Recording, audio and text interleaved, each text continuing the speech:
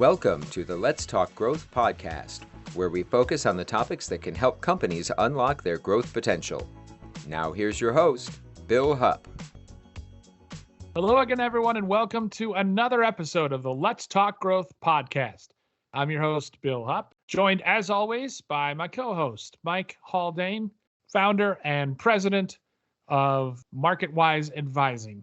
Mike, good to talk to you again. Good to talk to you, Bill. Our guest today is a gentleman that you just co-wrote a white paper with, Larry Heminger, most recently the CTO at CalSense. Larry, it's good to have you on the podcast today. Hey, really happy to be here. I love to be enjoying being on the Let's Talk Growth podcast. This is going to be great.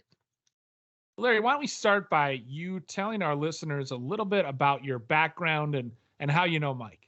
Yeah, so Mike and I met at my most recent company at CalSense. I came on board as you mentioned, Chief Product and Technology Officer. I've spent a fair majority of my career working with growth stage companies. So growth is kind of what I do, and that was the story. Early on at CalSense, we kind of came in, and the company had been around for quite a while. So growth isn't always new. Sometimes it's kind of regrowth, as the case was at CalSense, and we looked at software and cloud and hardware, and really proud of what we accomplished there. But that's been kind of the story of many companies in my career, of kind of coming in either pre or post funding and scaling and growing companies, from a technology perspective across several sectors. CalSense is a smart irrigation company, but I've also spent a fair amount of time in healthcare, a fair amount of time in data science, e-commerce, and retail. So what I've been doing here recently kind of spans, several different business sectors. Okay, that's great. And Mike, I talked about how you guys were just co-collaborators on this latest white paper. Why did you two decide to team up to share this marketing intelligence?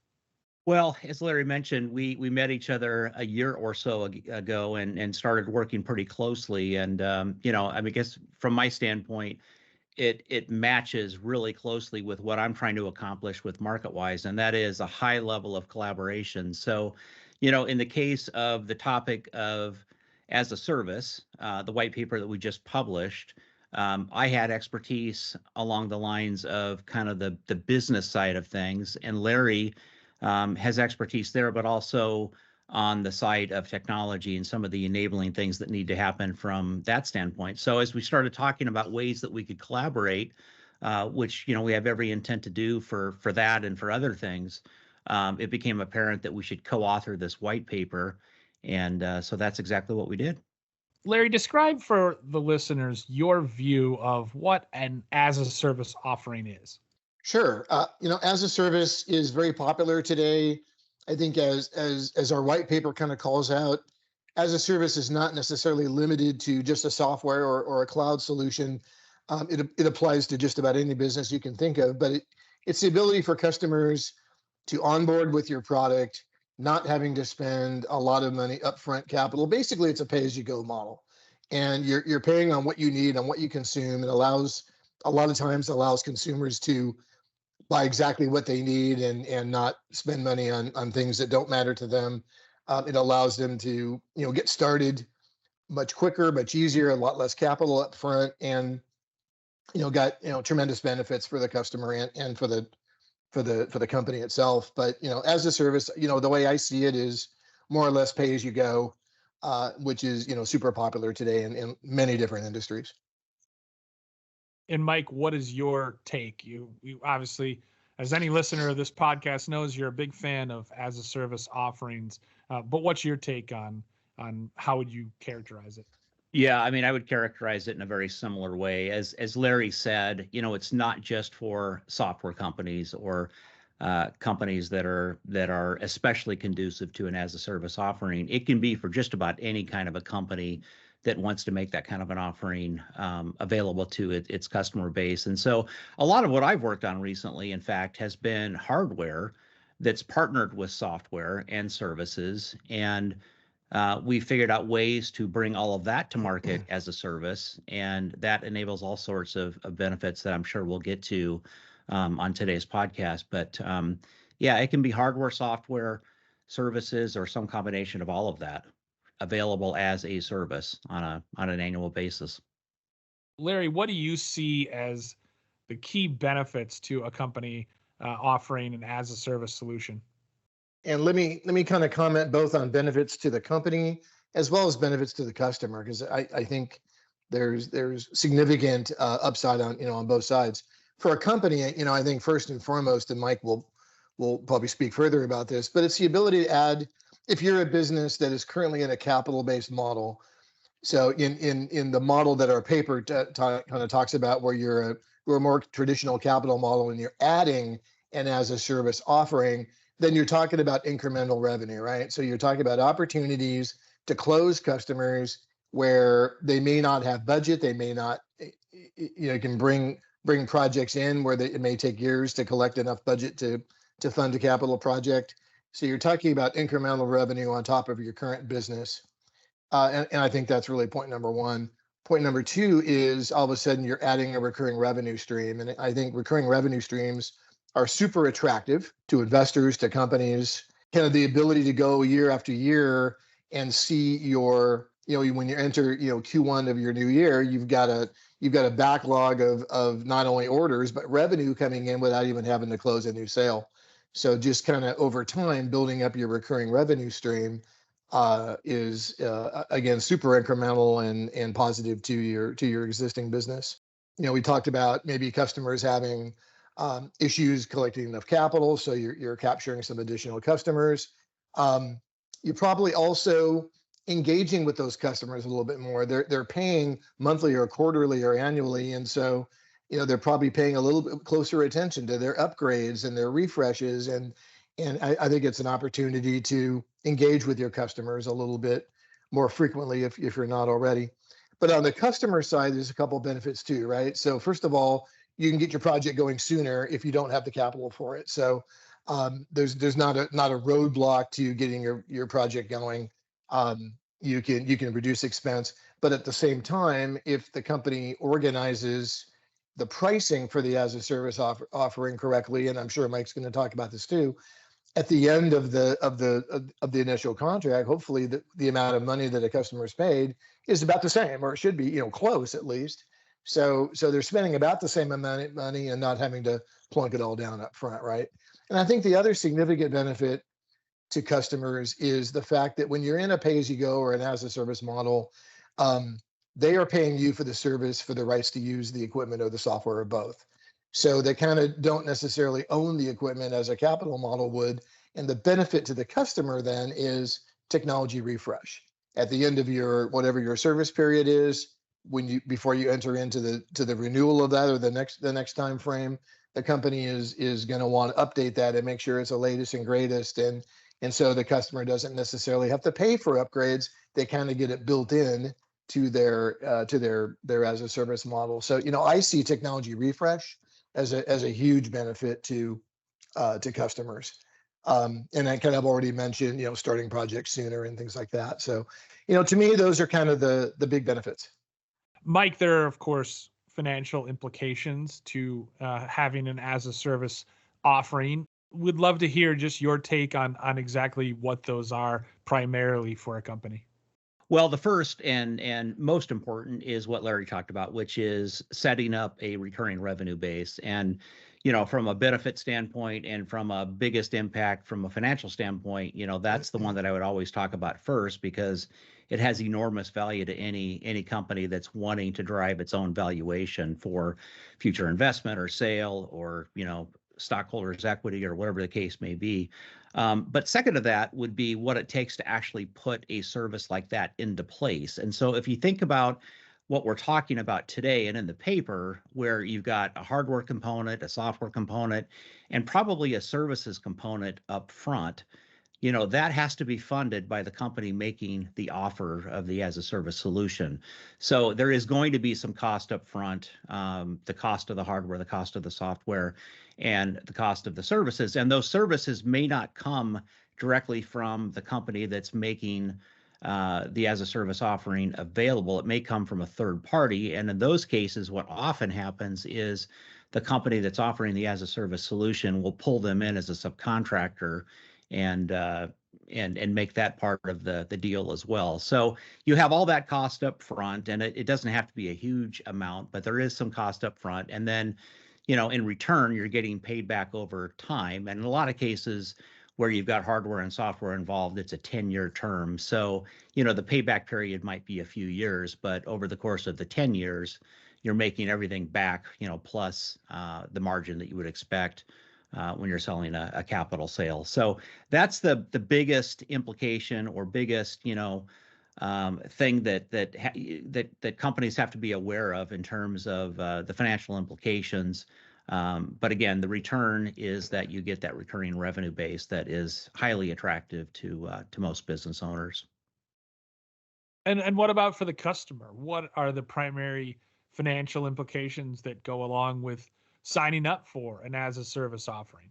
What I would say there is that it's treated differently on their books. So, again, getting back to sort of the accounting treatment of it, it's done in a way that it shows up on their operating budget and not in their capital budget. And to Larry's point, usually the costs are about the same if you look at the total cost of ownership over, let's just say, that 10-year period, but it's accounted for differently. So, if they sign a 10-year contract and it's, 1/10 of the total each year for 10 years, then that's the amount that they write off as an expense each year. And usually it's done 1 month at a time. And ideally, customers will be in a situation where whatever the solution is enabling some sort of efficiency, and by extension, cost saving. So a lot of times when we run the numbers for the customer, we can show them that the costs saved is enough to cover or closely cover the amount that's actually being expended for the solution that actually enables those savings. So that's kind of the ideal situation, and that's how it turns out in many cases, or at least the ones that I've seen. Guys, this sounds fantastic for large companies, for companies that are cash rich, but for smaller companies or companies that aren't as liquid, can they still benefit from as the service offerings? Yes, absolutely. So there are a couple of ways to fund that upfront cost that I've talked about. One is that the company can fund it, with their own funds. They can make, if it's a cash-rich company that has plenty of capital to invest in things like that, they can make the money available for those purposes and fund it that way. But many companies don't fall into that category, and it's even some companies that are larger that don't fall into that category. So for them, the way to do it is to bring in a funding partner. And as it turns out, there are companies out there that both Larry and I have worked with over the years that will set up programs specific to the offering. And so there's a partnership agreement that goes along with the company offering the as-a-service solution and the company funding the as-a-service, the upfront part of the as-a-service solution. There's an agreement that happens there, and essentially, it's a way to fund it without the company having to use their own capital, and then that all gets packaged into an as-a-service price for the customer. So to the customer, it doesn't look any different. It's just that the money for the upfront investment is coming from a different place, based on the arrangement, the agreement that the company offering the solution and the funding partner actually have. All right, Mike. So how does using a funding partner impact revenue? That's a great question. And I think before I answer it, though, I'm going to step back to what it looks like without the funding partner and just give a brief description of that. And then I'll jump back to your original question. So the way it works without a funding partner is that whatever the expenses are upfront to put the solution into place and get it to first productive use, whatever those upfront costs are, they're spread out over the 10-year period from an accounting standpoint. So the cost, let's just say that the costs are a couple $100,000 on $1 million deal. Those costs would be spread out over the 10-year period. Let's just say 20,000 per year. And then the revenue would also be spread out. So if it's $1 million deal, over 10 years, it's $100,000 per year. So $100,000 of revenue is recognized each year. And what that enables the company to do is to say, okay, I had upfront cost and that impacted my cash flow. But from an accounting standpoint, generally the way this is treated is that those costs are amortized over the full period. The revenue is amortized over that full period as well, so that the company, from a profit and loss perspective, can be profitable in year one. Now, when you've got a funding partner involved, it's a little bit different. Generally, what's happening there, and it doesn't have to be this way, but generally speaking, what's happening is the company is selling the solution, or at least the hardware software part of the solution, to the funding partner, and the funding partner is making it available to the customer, the end customer who's actually using the solution. So in that case, in a lot of ways, it's similar to a capital sale, meaning that the company sells to the funding partner makes it available to the customer. Again, the contracts are all the same between the customer and the company, but in terms of how it's delivered and how it's funded and how it's treated from an accounting standpoint, it's a little bit different. So in that scenario, what happens is the revenue is treated like a capital sale in year one for the company making the offer. And the only exception to that is, generally speaking, the only exception to that would be the recurring services that happen. So the upkeep, the ongoing maintenance, the change outs that might happen from the standpoint of technology or service calls or additional training or warranty service, whatever the case may be. Those services typically go for the full term. Those are called ongoing services, and those would be recognized as they're provided. But the rest of it would be categorized as a capital sale, and it would be recognized, from a revenue standpoint as that as well. And we go into great depth about all of this in the paper, so I won't try to explain it all in great depth here. But generally speaking, that's the way it happens. Both of you guys are obviously very experienced with as-a-service offerings. Larry, can you give some examples of some of the recent as-a-service offerings you've worked on? I would love to. I'd like to maybe touch on 3 different examples if we have time for that. So first off, as we briefly mentioned, Mike and I worked together at CalSense, and CalSense was a fairly traditional hardware manufacturer of smart irrigation controllers, and Mike put together the as-a-service pricing model and offering, before I actually had even joined, and then we just kind of got the technology in a little bit better shape to support that. But really the advantage there is allowing CalSense's customers, who are kind of large commercial accounts, to onboard and move forward with their projects without having to have that big capital budget, as we talked about before. So very traditional hardware manufacturing company moving to as a service. So that's example 1. Example 2 is when several years ago I was with a company called MEM Computing. You can check it out as memcpu.com. That was a very unique business that was developing patented data science hardware and software for solving some of the world's largest, what they refer to as optimization problems. These are problems, if you think about FedEx or UPS trying to optimize the routes of drivers, optimizing flight schedules and tanker schedules and things of that nature for very large customers. So those sort of problems are super compute intensive. So they're using the most expensive servers and NVIDIA GPUs and times 16. You're talking about big expensive servers. So we put together a SaaS cloud-based as a service offering where we took the technology, we were able to implement it in the cloud, and we were able to implement it so that customers could upload a problem, solve their problem, download the results, and not have to pay the upfront expense to either allocate resources in their own cloud or buy their own on-premises equipment, to sometimes upwards of hundreds of thousands of dollars to support this very compute-intensive sort of equipment. The industry is really referred to as high-performance computing, and the equipment needed to run those sort of algorithms are some of the most expensive servers you can look at. So really taking and allowing customers on board with that and integrate the capability through a series of APIs into their own apps. So it almost was like the equipment was local to the customer, but yet you're interacting with the cloud, you're exchanging data with the cloud, and you're not having to pay that very, very large upfront expense for the equipment that would normally be required to run that sort of an app. So that's example 2. And example 3, I'd like to briefly touch on, and I did not work at this company, but I just think it's a beautiful as a service example, and I want to briefly mention it. So back in the late 80s and early 90s, there was a company here in San Diego called Pixis. They're probably one of the biggest startup success stories here in San Diego. Pixis invented a essentially a kiosk that distributed medical equipment and drugs and devices to nurses and doctors in hospitals. So if Pyxis was not the first, they were at least among the first companies to invent an as-a-service hardware product, or a hardware product sold as a service in the medical device community.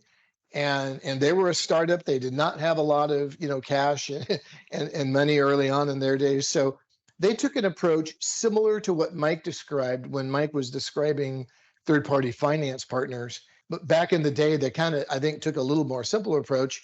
They basically would sell their as-a-service contracts. I don't know what the length of the contracts were, 3, 5, 10 years. And when the need came along to, hey, I need a little bit more capital to run the business, they would go sell those contracts at a discount and bring that cash in up front. So they were always 100% an as-a-service company. But if they needed a little bit more cash, they would go sell some of their contracts to banks, essentially, at a discount. So the bank makes a few percent, and you can bring that cash in at a discount forward, into the company. So that's how they self-funded themselves along the way. And in the early 90s, they ended up being acquired by another large medical device company for, over $800 million. So, I think that's maybe on the extreme end, but that's an example of a purely as a service business entering a market that is probably not so traditionally as a service, and being super successful at it. So I just kind of wanted to mention that one too.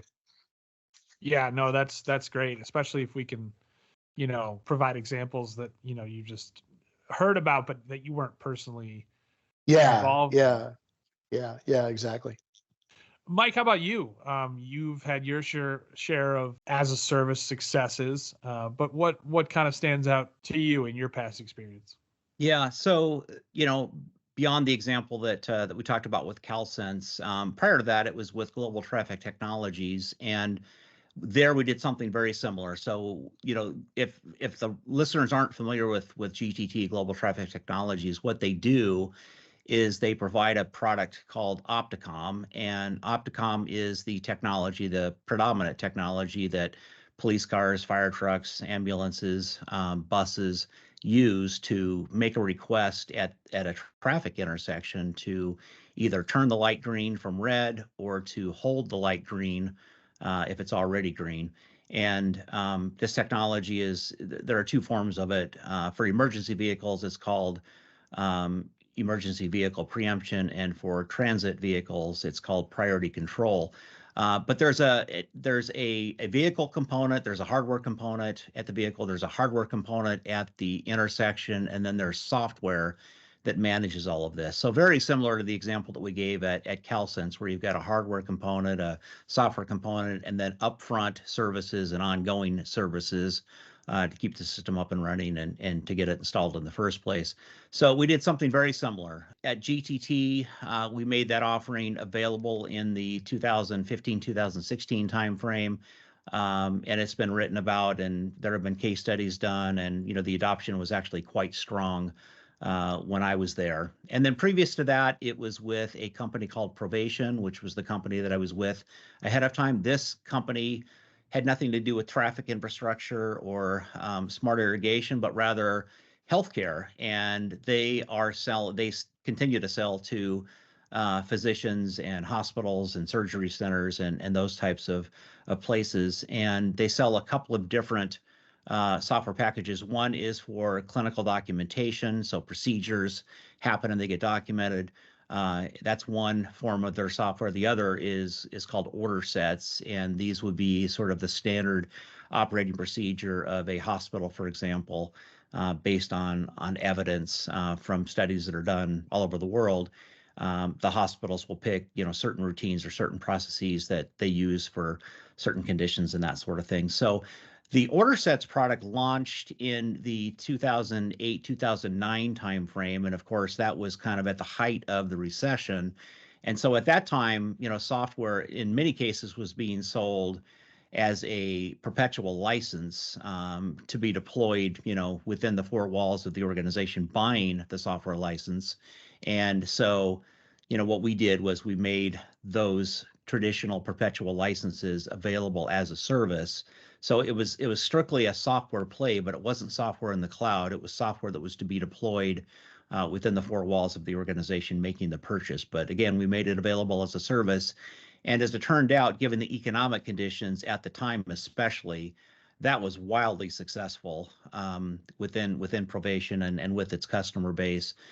So that would be sort of my third example. And then just real briefly, just to give some idea of how far back some of this really goes, back in the late 90s when I was with Intel, we actually had an as-a-service offering that we made available to our distribution channel.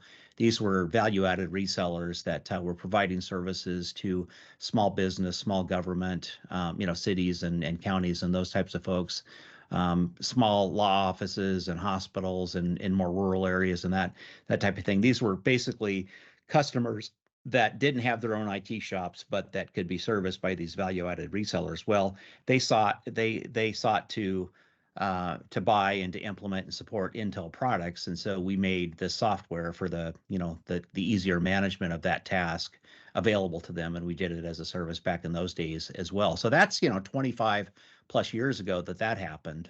Wasn't the norm at the time. And I remember, building the site to even make this a possibility was a big deal. There weren't a lot of firms that even knew how to do that, but we were able to find one that did, and we built it out and made it available back in that time frame. So, Mike, then my follow-up question to that would be, what are some of the things companies need to do to prepare to launch an as-a-service solution? Well, in today's world, it's a matter of understanding what the solution is going to be. So again, could be software only, could be hardware, software, and services. In the most recent cases that I've worked on, and the reason that we call the white paper built from bricks is because there's a great interest in companies that are traditionally selling via capital sales in figuring out ways to build out an as a service offering. So the idea is, hey, to the extent that you want to move from traditional brick and mortar, at least to some extent, as a service, that white paper is all about performing as a guide to get that conversation started. So, what does it take? Well, it takes defining what the offering will be, understanding what the costs really are, both upfront and ongoing, building pricing around that, and the pricing should be a function of what the market will bear, what the competition is doing, but also what the costs are and what the margin expectations might be that would be coming from the finance department within the company making the offer. So, get the pricing built, figure out a way to actually price deals, because they're all going to be a little bit different.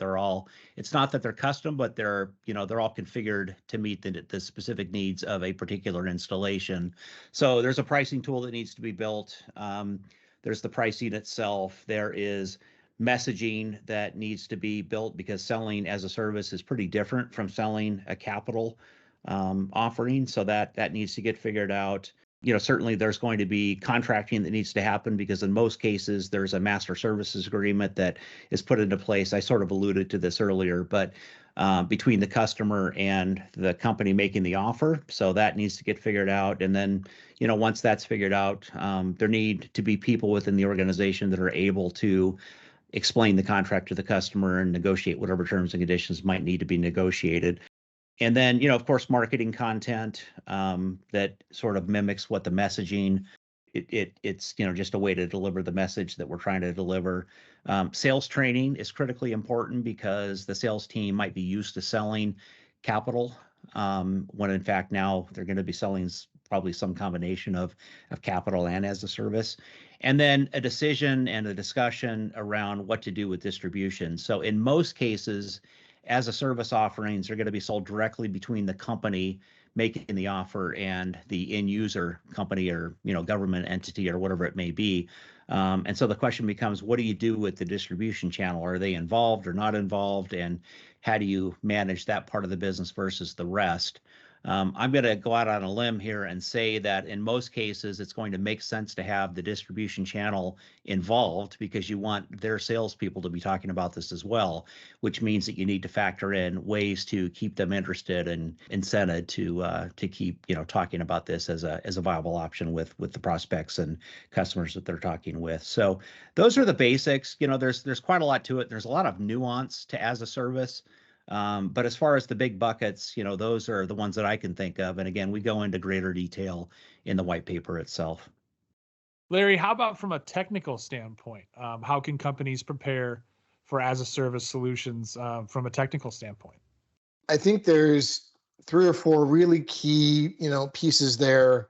First and foremost, when we've used our example, when Mike and I were at CalSense, in the prior model, when there was a capital sale made, we would actually distribute software that the customer would install on their own equipment and their own servers in order to control and monitor the equipment that they purchased. And as you can kind of imagine, that's a fairly customer service intensive, sort of operation when you scale the business and you've got, thousands of customers and thousands of installations of your software and whatnot. So first and foremost to me is developing what I refer to as a multi-tenant cloud infrastructure where you centralize as much of your product as you can. The software components, the control components, distribution components.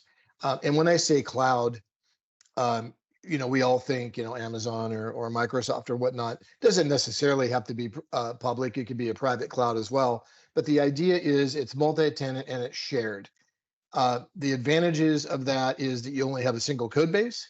So your development team working on your product, you're really supporting one product and it gets deployed to one place instead of deploying it to thousands of unique installations out with your customers. Multi-tenant meaning that you've got multiple customers running in the same environment. And so then you're able, the big benefit to the company there, not only in acquiring, incremental new as a service revenue, but you're going to start saving a lot of cost. You're only needing to support one version of your product. You are then able to amortize your IT expense across many, many, many customers. So you develop an economies of scale sort of an approach. Again, could be public, could be private cloud. The idea is it's shared with your ability to amortize your engineering, software development, and IT expenses across many or all of your customers. Along with that, obviously comes data security, data privacy requirements. So if the company is not already familiar with developing such a infrastructure, go seek advice from experts that do, because you do need to get that right and make sure, because it's multi-tenant, make sure you've got the security and data privacy, aspects of that, nailed to go forward. Second area I would comment on, for a company to leverage all the benefits of an as-a-service offering, and Mike's a really good example of this, what he did at CalSense, kind of slicing up the price list and allowing customers to come in and buy only what they need. So developing, I refer to this loosely as an a la carte menu. So taking your product, being able to kind of slice it up a little bit and say, hey, my base product is here. I've got some advanced features that maybe not every customer needs, and those we can offer separately. And the idea is that you build them into your product, again, one version of the product, but you want to enable or disable some of those advanced features so you can address each customer's need individually, and so they're only paying for what it is they need.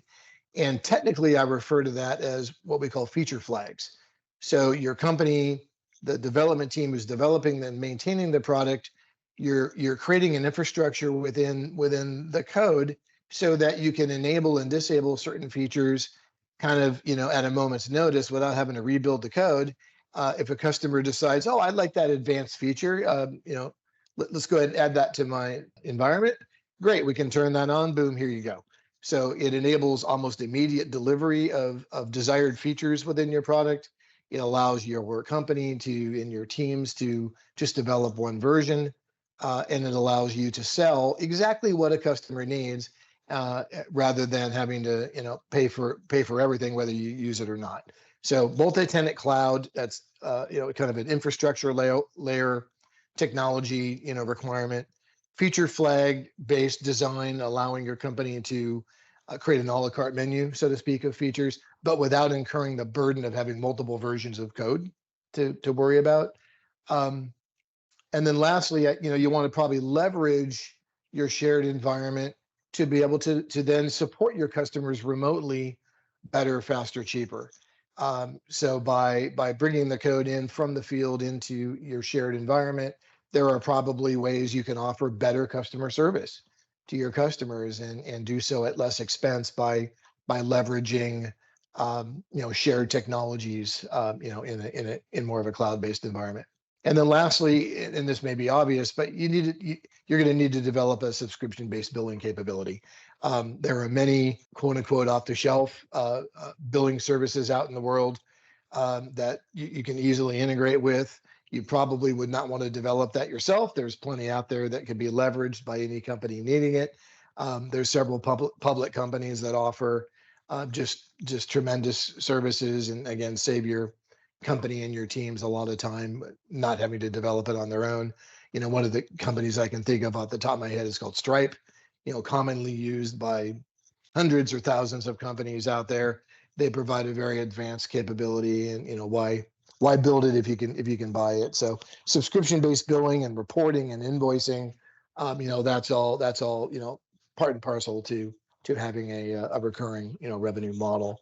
All of what I just said is going to unlock analytics and centralizing your data, centralizing your product is going to allow you to then kind of get to the next level in the company and be able to really dive into customer satisfaction, customer usage, customer retention, performance level of your products, and be able to build some advanced analytics, even just for the internal management team in the company.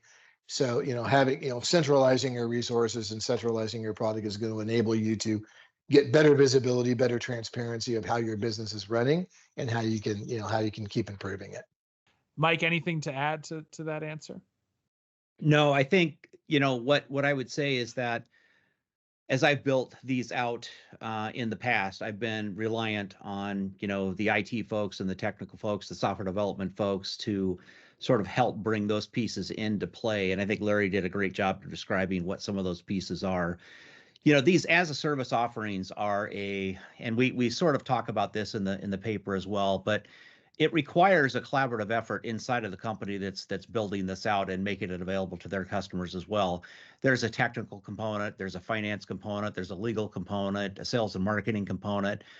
Usually there's a software development component and an IT component. So, all of those pieces need to come together. And then once it launches, it's critically important that everybody that talks with customers or prospects is able to deliver the message about what this is and what the value is, because there are many cases where customers will be talking with technical folks, for example, and we want the technical folks to be able to deliver the message as well, because they're looked at by the customer as very credible and very trustworthy, and in fact not trying to sell them anything. And so whatever opinion they offer is going to be viewed with a high level of importance. And so, that's just one example of why it's so important that everybody be on board and everybody, be willing and able to help customers and prospects understand the value of this kind of an offering. Because as Larry said, there's value for everybody. There's value for the company making the offer. There's value for the funding partner if there's a funding partner involved, and there's a whole lot of value for the company or the customer, whatever that organization might be that's actually signing up for the services. So it's a win-win-win all the way around. And obviously, this is a 45-minute long podcast, but you go into much more detail in your white paper. For those listeners who would like to read the full white paper, where can people find it? Well, one place they can find it is out on the MarketWise website. So it's marketwiseadvising.com/education. And if they scroll down to the section that talks about as a service, there are actually several white papers there. This, I think, is number 4. But each of the sections that are in the education part of the website have a white paper, and so they just need to scroll down to the as a service part of that, and then they can click on the button to download a PDF. There's no sign up or form to fill out or anything like that. They just click on the button and it provides them a PDF that they can print and share and all of that sort of thing. All right, and we would certainly encourage listeners who want to learn more about as a service offerings to do just that. In the meantime, thanks again to our guest, Larry Heminger, former Chief Product Technology Officer at CalSense, for joining us today. Larry, it was a tremendous conversation. And again, we appreciate your time. Very welcome. I loved it. Thank you for having me.